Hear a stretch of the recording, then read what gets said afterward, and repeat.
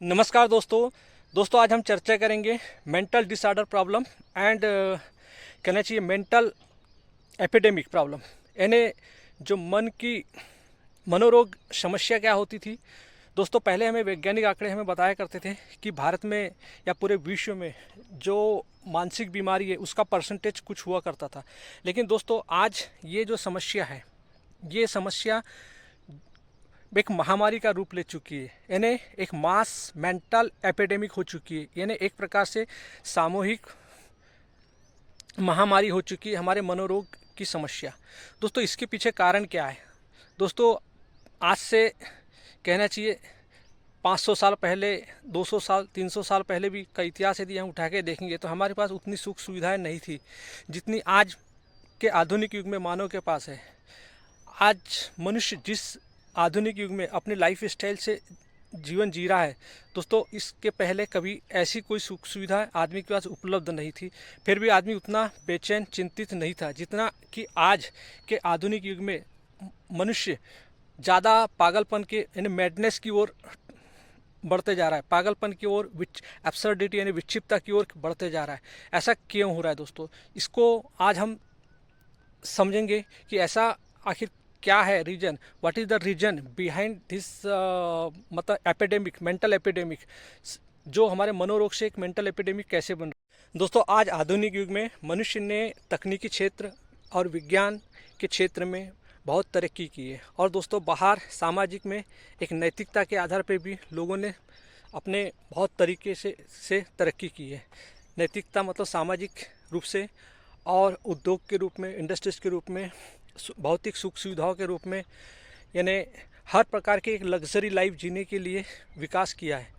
सड़कें, रोडें, वाहन, सब चीज़, लाइफ स्टाइल, कपड़े, हमारे पास सब भौतिक सुख सुविधाएं तकनीकी के माध्यम से निरंतर बढ़ रही है, और हम जिसको लग्जरी लाइफ समझ रहे हैं दोस्तों, हम जी रहे हैं।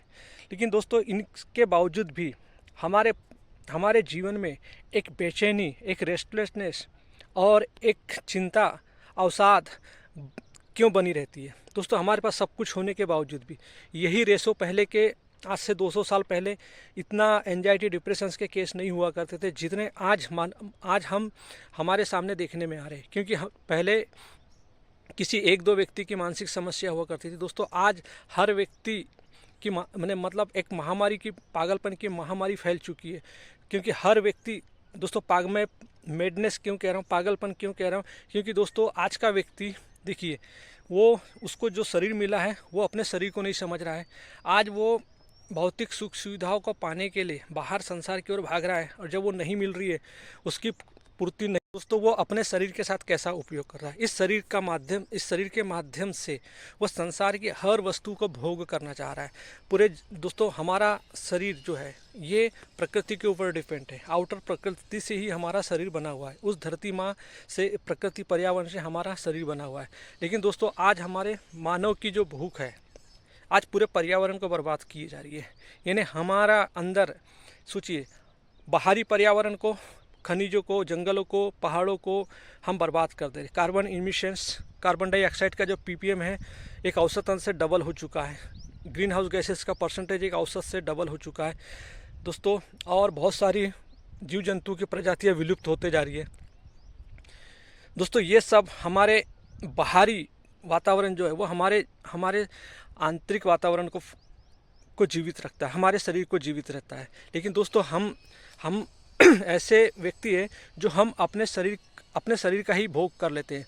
दोस्तों जब हमारे अंदर कोई इच्छा या डिज़ायर पूरी नहीं होती तो दोस्तों हम शरीर के माध्यम से, यानी हमारा जो मानसिक अहंकार जो होता है, मैं होता है, वो शरीर का उपयोग करके शरीर को ही भोगने लगता है।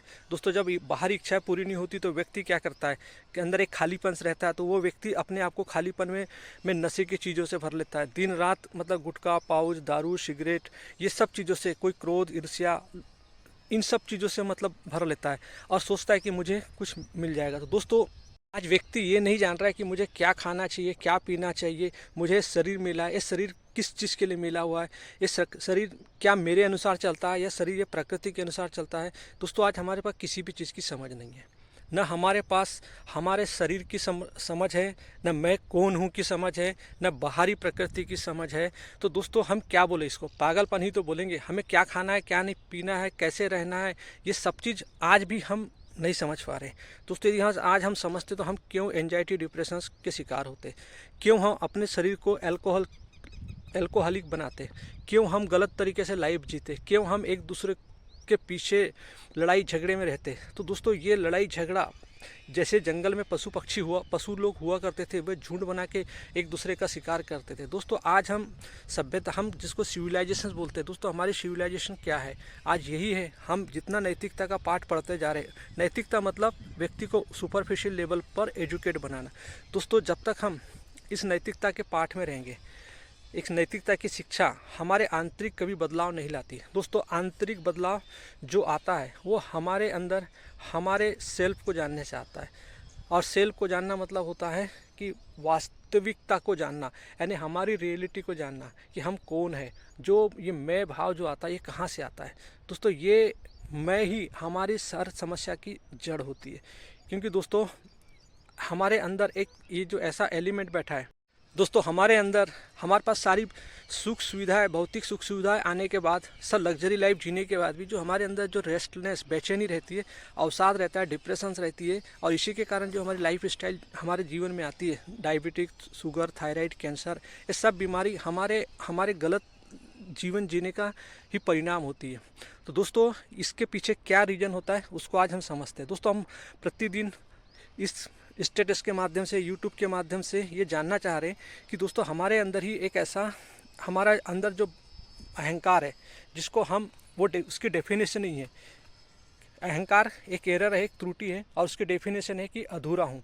तो दोस्तों जब हम संसार में आते हैं तो एक रोते हुए आते हैं। रोना मतलब होता है कि हमें कुछ चाहिए मतलब अधूरापन। तो अहंकार की परिभाषा ही होती है अधूरापन। तो दोस्तों हमारा जो ये शरीर के अंदर जो जन्म होता है वो अहंकार का होता है अधूरेपन से, और अधूरापन परिभाषा ही है। तो दोस्तों हमारे पास अहंकार इजी बरोबर होता है अधूरापन। तो अहंकार के पास जो भी चीज़ आ भी जाए, भौतिक चीज़ें कितनी भी ला ले, तो उसके जीवन में कभी भी वो भौतिक चीज़ें उसे सुख नहीं दे सकती। दोस्तों कारण ये है क्योंकि जो जिस अहंकार का जो स्वभाव होता है प्रेम, आनंद, करुणा, शांति होता है, लेकिन वो अज्ञान है, वो स्वयं को नहीं जानता कि मैं कौन हूँ, कहाँ से आया हूँ, और वो किसी भी चीज़ से अपने आप को नहीं जानता। दोस्तों अपने आप को जब हम नहीं जानते, हमारा अज्ञान ही होता है जो हमें हमारी जो अधूरेपन को भरने के लिए संसार से चीज़ें इकट्ठे करता है, और हमें पता नहीं होता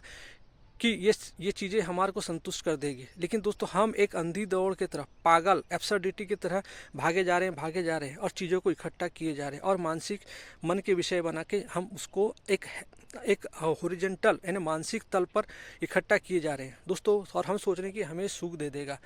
दोस्तों ये कभी सुख नहीं दे सकता। और ये हो रहा है दोस्तों कि आज हमारे पास जो तकनीकी से हमारे पास जो नई टेक्नोलॉजी आ गई है, मोबाइल आ गया है, और जिसके आधार पे कहना चाहिए हम इतने ऐप्स आ चुके हैं कि जिसके आधार पे हम अपने अंदर जो उठने वाली जो बेचैनी, दुख है, उसको हम अपने मोबाइल के देखने में कन्वर्ट कर देते हैं। तो दोस्तों जब भी हमारे अंदर कोई एनर्जी उठती है और हम उस एनर्जी को इग्नोर कर देते हैं और उस एनर्जी को गलत दिशा में लगा देते हैं, तो दोस्तों वो एनर्जी तो हमारे अंदर दबी रह जाती है, सप्रेस करके रह जाती है। तो हमें होता है हमारे आने वाले दुखों को देखना। तो दोस्तों हमारा सबसे बड़ा दुख होता है हमारा अधूरापन मतलब अहंकार।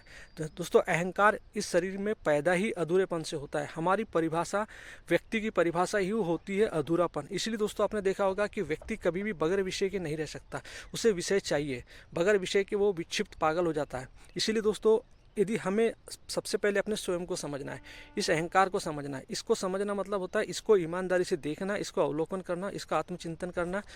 क्या हमारे अंदर मतलब जो भी, जैसे कोई एक घटना होती है दोस्तों, एक घटना होती है और एक घटना के बाद कोई दरवाज़ा बंद कर लेता है, तो हमें लगता है कि वो व्यक्ति हमें अस्वीकार कर रहा है।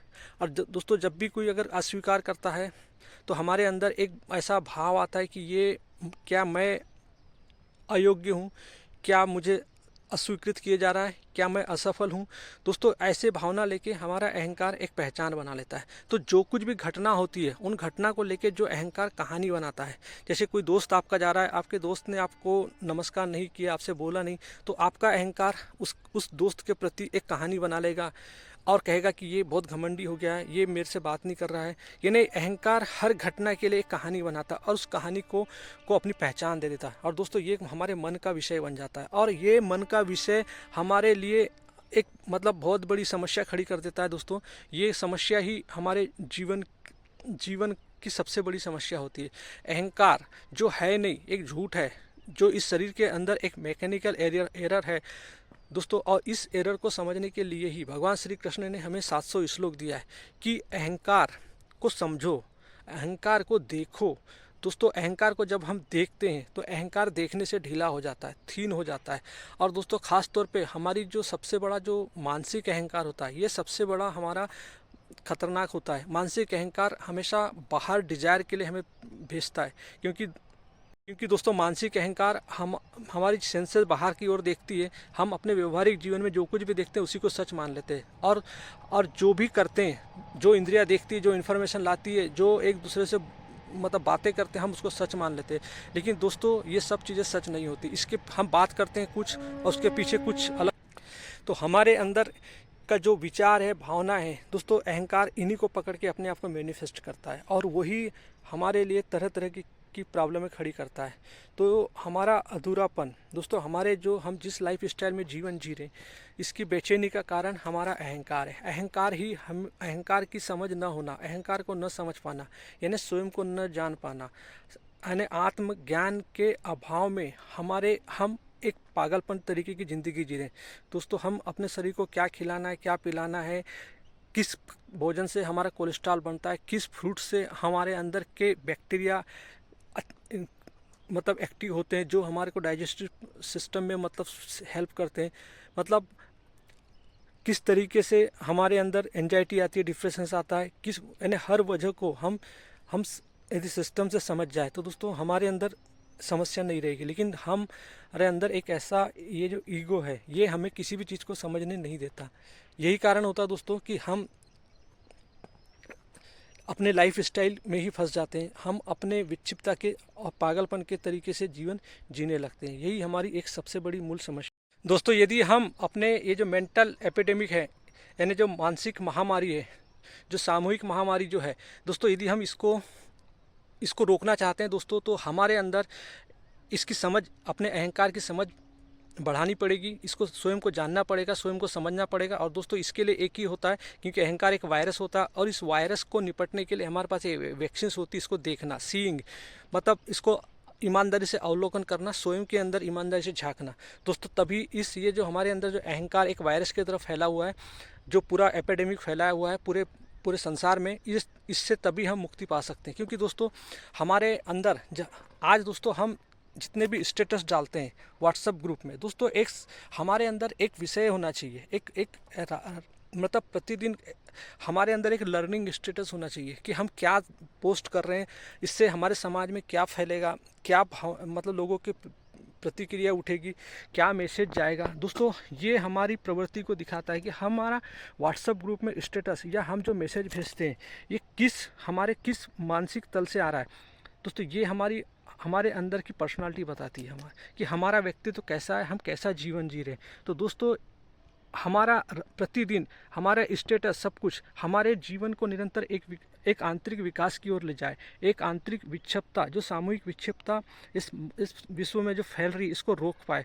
दोस्तों इसी को समझ के लिए यदि हम रोज़ अपना 5-10 मिनट भी यदि हम अपने सेल्फ को जानने के लिए यदि एक्सपेंस करें दोस्तों, तो हम अपने जीवन को बेहतर बना सकते हैं। अपने जीवन को बेहतर बनाना मतलब आने वाली उस जनरेशन को, जो हमारे बच्चे, जिसको हमने अपने बच्चे के रूप में जन्म दिया है दोस्तों, हम आने वाले जनरेशन के लिए एक अच्छा वातावरण दें। और दोस्तों ये अच्छा वातावरण तभी आ सकता है जब हमें आंतरिक प्रकृति और बाहरी प्रकृति का नॉलेज होगा।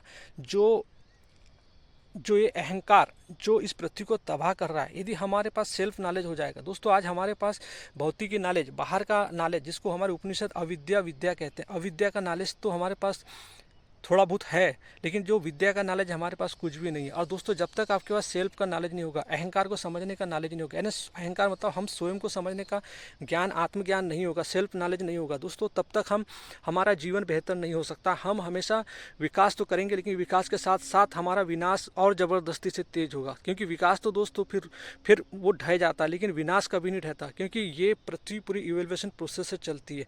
तो दोस्तों यहाँ पे हम जितना पृथ्वी से आयरन निकालेंगे, वो आयरन का फिर रिसाइकलिंग होने में दोस्तों लाखों करोड़ों साल लग जाते हैं। तो दोस्तों हम पृथ्वी को पूरी तरह तबाह कर चुके हैं। पृथ्वी का भार है, मतलब मुश्किल से जिस लाइफ स्टाइल में हम जी रहे हैं, मुश्किल से 300 से 400 करोड़, लेकिन दोस्तों आज पृथ्वी का भार डबल हो चुका है, 800 करोड़। तो दोस्तों हम और पृथ्वी इसका लोड नहीं सह पाएगी दोस्तों। इसी की वजह से क्लाइमेट चेंज आता है, जलवायु परिवर्तन होती है।